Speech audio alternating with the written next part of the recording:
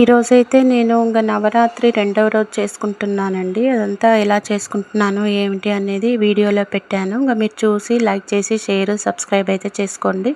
Hi అండి, అందరికీ నమస్కారం. ఇంకా నేనైతే ఇంకా సాయంత్రం 4:35 నుంచి పని స్టార్ట్ చేసుకున్నాను. ఎందుకంటే ఇంకా అమ్మవారి పూజ రాత్రి 7 తర్వాతనే చేసుకోవాలని అంటున్నారు కాబట్టి ఇంకా నేనైతే ఇల్లంతా ఊడ్చేసుకున్నాను. ఇంకా మాప్ అయితే ఏం పెట్టలేను, పొద్దున పెట్టాను కదా అని ఇంకా బయట వాకిలైతే ఇంకా తుడిచేసుకుంటున్నాను నీళ్ళు చల్లేసి.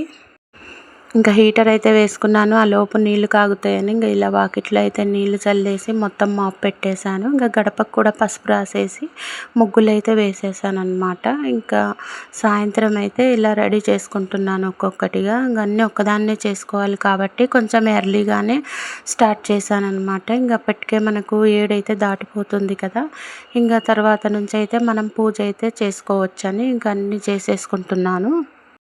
ఎప్పుడైనా వారాహి అమ్మ పూజ చేసుకోవాలంటే సాయంత్రం 7 నుంచి 12 వరకు చేసుకోవచ్చటండి చెప్తున్నారు కదా. ఇప్పుడు అన్ని గుళ్ళల్లో పంతులు కూడా చెప్తున్నారు చేసుకోవచ్చు, అమ్మని శాంతరూపిణిగా మనం పూజించవచ్చు. ఇంకా చాలామందికి అయితే పూజ చేయొచ్చా లేదా అనుకుంటూనే సంవత్సరం అయితే అమ్మవారికి అయితే భక్తులైతే పెరిగిపోతూ ఉన్నారు.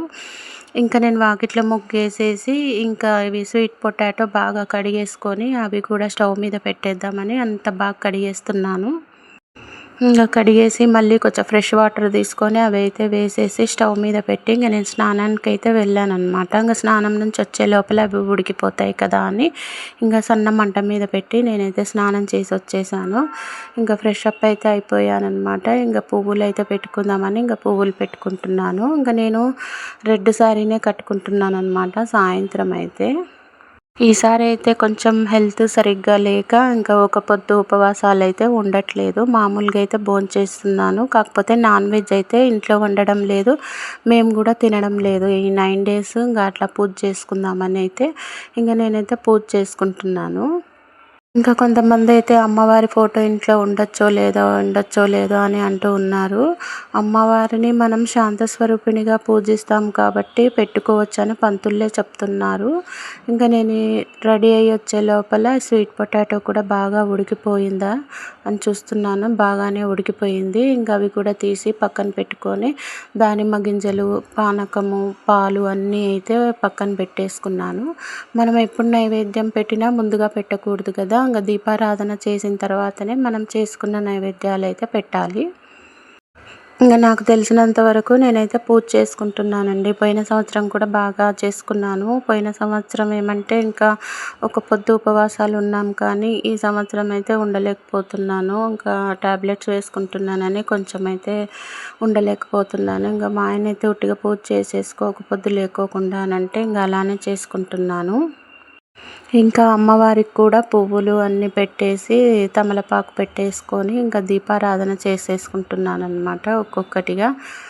ఇంకా అన్ని టేబుల్ మీద అయితే పెట్టేసుకుంటాను. ఫస్ట్ అయితే కావాల్సినవన్నీ టేబుల్ మీద పెట్టేసుకున్న తర్వాత ఇక మనకు పక్కనే అందుబాటులో ఉంటాయి కదా అని ఇంకా అలాగైతే చేసుకుంటానన్నమాట, ఊరికే అటు ఇటు తిరగకోకుండా.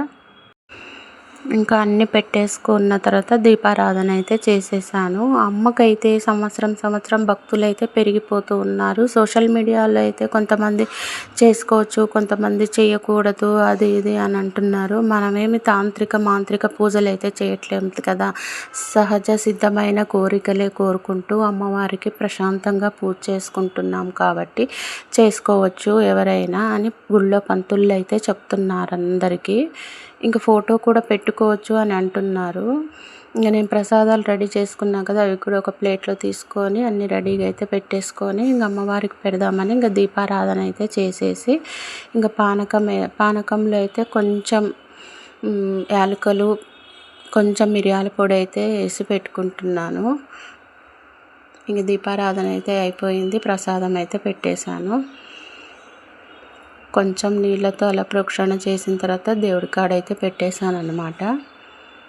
ఇంకా అమ్మవారికి ధూపం అంటే ఇష్టం అని చెప్తున్నారు కదా. ఇంకా ధూపానికి అయితే నా దగ్గర బొగ్గులు లేవని ఇలా టెంకాయ పీచుతో అయితే అలా కొంచెం మంట పెట్టేసి ఇంకా అమ్మవారికి అయితే పొగ అయితే వేస్తున్నాను అనమాట. పూజ అయిన తర్వాత వేస్తున్నాను. ఇంకా నేను కుంకుమార్చన అష్టోత్తరం అయితే చేసుకున్నాను అనమాట అమ్మవారికి.